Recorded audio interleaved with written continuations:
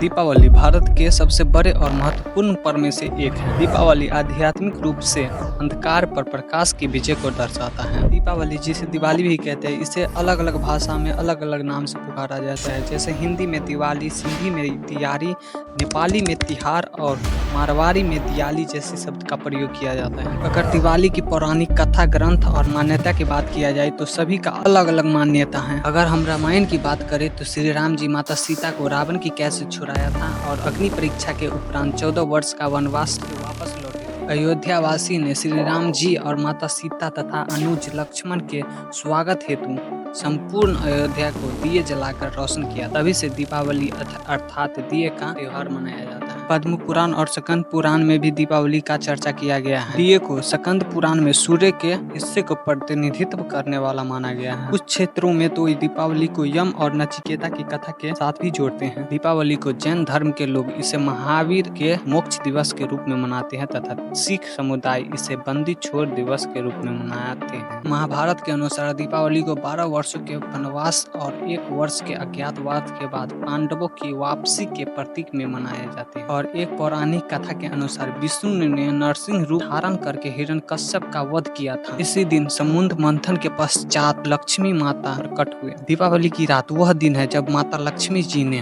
अपने पति के रूप में विष्णु भगवान को चुना था और फिर उससे शादी की। लक्ष्मी जी के साथ साथ भक्त बाधाओं को दूर करने के प्रतीक श्री गणेश जी, संगीत तथा ज्ञान के सागर माता सरस्वती तथा धन के गुरु कुबेर जी को प्रसाद अर्पित करते हैं। मुगल सम्राट अकबर के शासन काल में दौलत खाने के सामने 40 गज के बांस पर एक बड़ा आकाशदीप दीपावली के दिन लटकाया जाता था और शाह आलम द्वितीय के समय में सभी शाही महलों को दीपों से सजाया जाता था और लाल किले में आयोजित कार्यक्रम में हिंदू मुस्लिम दोनों भाग लेते। दीपावली को विभिन्न ऐतिहासिक घटनाओं, कहानियों, मिथ और चिन्हित करने के लिए हिंदुओं, जैन और सिख द्वारा मनाई जाती, लेकिन वे सब बुराई पर अच्छाई, अंधकार पर प्रकाश, अज्ञान पर ज्ञान, निराशा पर आशा की विजय को दर्शाता है।